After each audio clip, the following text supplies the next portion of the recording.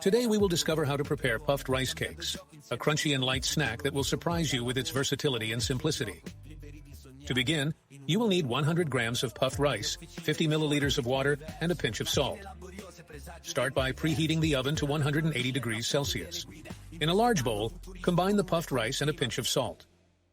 Pour the water over the rice gently, stirring carefully until the rice is just moistened. Line a baking tray with parchment paper and start forming the cakes. Take some moistened puffed rice and flatten it on the tray, forming circles about 10 centimeters in diameter. Leave some space between each cake. Place the tray in the middle part of the oven. Bake for about 10 minutes or until they become crispy and golden. Once baked, let them cool completely before detaching them from the parchment paper.